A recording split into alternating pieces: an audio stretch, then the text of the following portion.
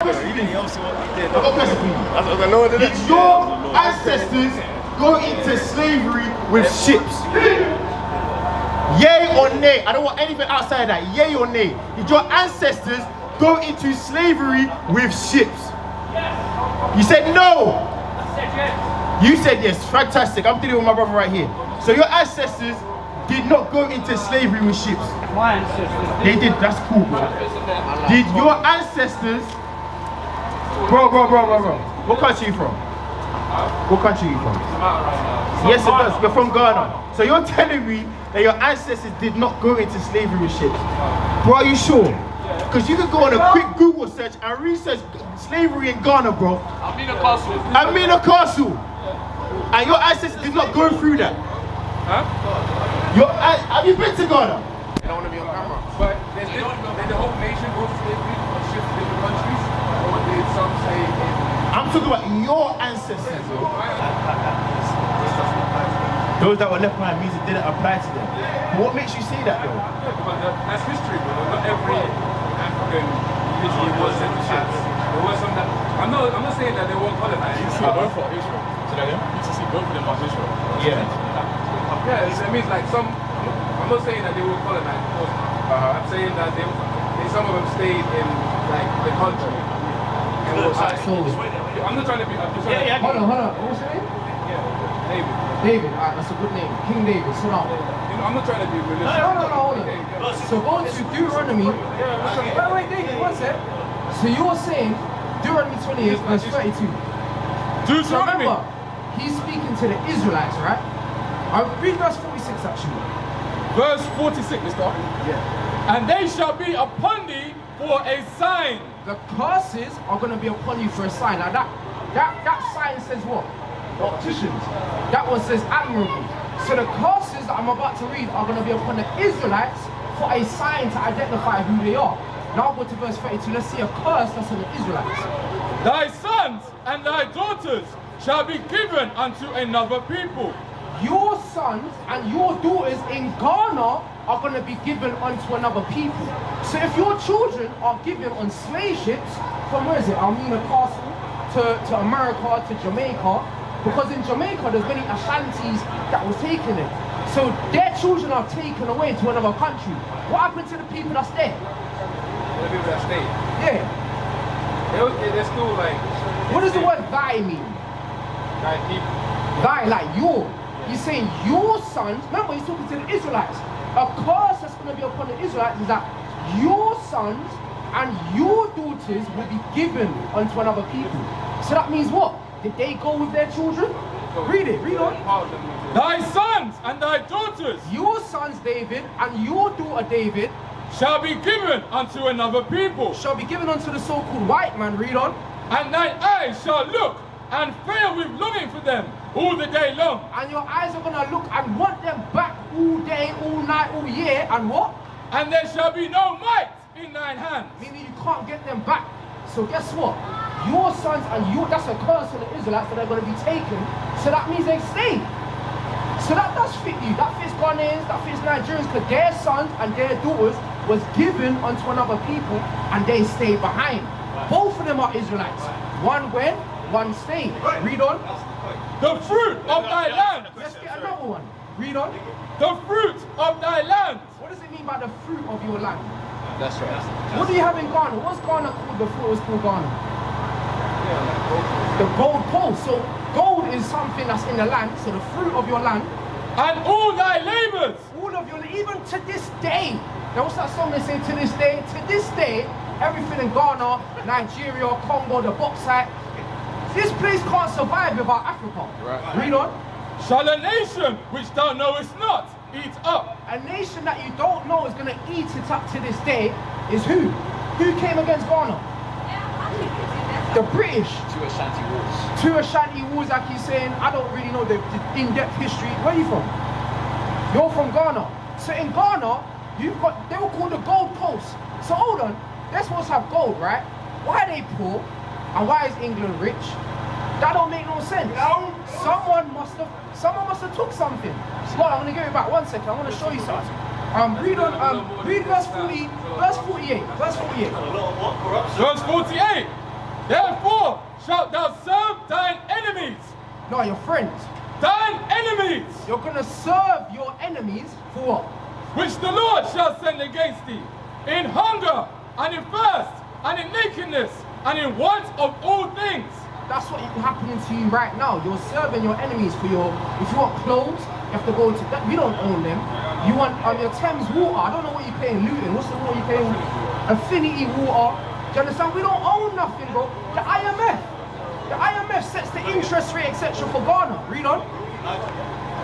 And he shall put a yoke of iron upon thy neck until he have destroyed thee. Now I'm going to show you something. I'm going to give it back to my brother. The nation that's going to do it to you. Verse 49. So he said he's going to put a yoke of iron upon your neck. That's a curse. That happened to the Israelites. Do you understand? Now it's going to tell you the nation that went and put the yokes of iron upon the Israelites' neck. Read. The Lord shall bring a nation against thee from far, from the end of the earth, as swift as the eagle flieth. I can't find the image. Now the eagle, yeah, there it is. Hold that one up. It says, read it again. The Lord shall bring a nation against thee from far, from the end of the earth, as swift as the eagle flieth. The Lord is going to send the white man, that's the eagle, Greece, Rome, Spain, America, that's when he got an eagle there. He's going to send the so-called white man to Ghana to put yokes of iron upon your neck. Greece, Rome, Spain, America, all white. The Bible's going to prove what nation. Read that over there, fool. Read over there. So wait, I got. You made a point. I don't want you to forget. You The said eagle, about- the eagle, the eagle. Let's get the There's eagle. another point to why they like. You said that they're corruption. Let's get this up again. Okay. Just Let me get someone to hold this up again. So, what's his name? David. David. Alright, we got a crowd now. My sister. What's your name? Natasha. Broski. Broski, what's your name? Oba. What's your name, sir? Emmanuel. You're Nigerian, isn't it? What's your name? Ima. I'm going to put Ima. Ima, Oba, Natasha. Do we understand who we are according to the Bible? She knows you're Israelite. You know you're Israelite. How do you know you're Israelite?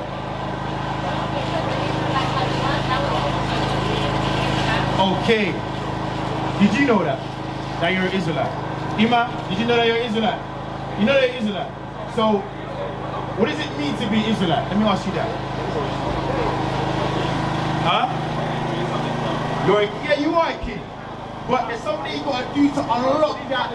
What's that word? The kingship inside of you. No, that's right. What is it you gotta unlock inside of you?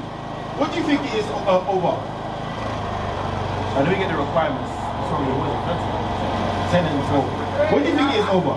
And Natasha, what do you think it is? He says he's an Israelite. And he said he's a king. But what do we need to do to unlock that royalty inside of us? What do you think it is? Let's get that. Ima, listen. Deuteronomy chapter 10 and verse 12.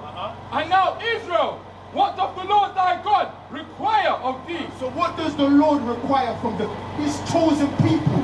Read. But to fear the Lord thy God, to walk in all his ways, and to love him, and to serve the Lord thy God with all thy heart and with all thy soul, to keep the commandments. To do what? To keep the commandments. To keep the commandments. That's Commandments. Right. Ima, to keep the commandments. Now, what would your next question be? What would our next question be? Oh, Natasha's speaking. What commandments? Because the Christian text teaches us that the commandments have been done away with. But in order to unlock our royalty, what does that mean? We have to keep the commandments. That's why you see we're not royal right now. Because the Christian church has taken that away from us. Come on. So how are we going to get back to royalty? Over. Come on over. Keep the commandments, bro. Ima, what are we going to do? Keep the commandments. Now I'm going to show you a couple of commandments. First Corinthians chapter 11. Natasha's keeping the commandment right now. Right now. Right now. First Corinthians chapter 11. So do you guys go to church? Yeah. Iman, you go to church? Which church you go to, Natasha? Church from my country. Like, Pentecostal? yes, Speaking in tongues? yeah. Giving tithes? Okay, cool. Yeah. Iman, which church you go to? Pentecostal as well? Catholic? Oh, Catholic. Okay, cool. Let's read this real quick. 1 Corinthians chapter 11, verse 3. I would have you know that the head of every man. Iman, listen. This is how you're gonna unlock the royalty within you, bro. You took over, read. I would have you know that the head of every man is Christ, and the head of the woman is the man. So the head of the woman is the man. Meaning what? Feminism, That's right. doesn't exist. Right. Teach. Part of unlocking your royalty is understand that you are above the Israelite woman. Right. You understand what I'm saying? Continue reading. And the head of the woman is the man. And the head of the what? The head of the woman is the man. That's right. How did that statement make you feel? No. You accept it? I don't. You don't. Where's the scripture that says it's a new thing for a woman to compass in Jeremiah 31 and 22? Give me that. Bring it out. Jeremiah 32. Teach. Ima, where are you going? Be quick. So Natasha, you said, how did you say that statement make you feel? That the man is on top of the woman. I mean, it's the Old Testament, so... It's the Old Testament. Okay, cool. But did the Bible not say that Christ comes in the volume of the book? That's the New Testament. Yes. Oh, sorry. You got confusing me, Natasha. That's the New Testament. But even regardless of that, Christ came in the volume of the book. Do you believe in Christ? Yeah, I do. So what's the issue then? Jeremiah. Bring it on! Jeremiah chapter 31, verse 22. How long would I go about? Oh, thou backsliding daughter, for the Lord hath created a new thing in the earth. Wait, he said the Lord hath created a new thing. Brand new. Read. A woman shall compass a man. A woman shall do what? Compass a man. That's a new thing or what? A woman to compass a man. A woman to think that they are stronger than men. That's a new thing. The Bible never stated that. Why is that? Genesis 3:16. Bring it out. Genesis 3:16. Teach. Genesis chapter 3 verse 16.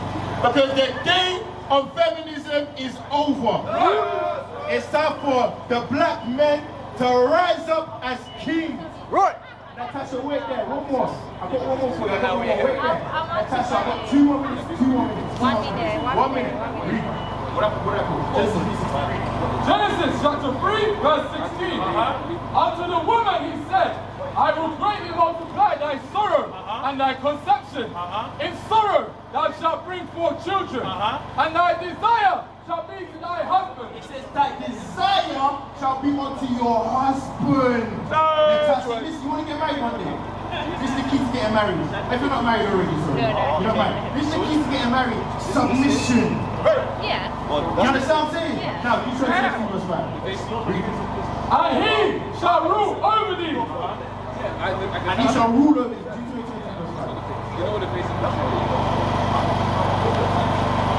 What is a nation? Nation is family. Nation is community. Nation is men leading by example. Nation is women's support. Nation is children with role models.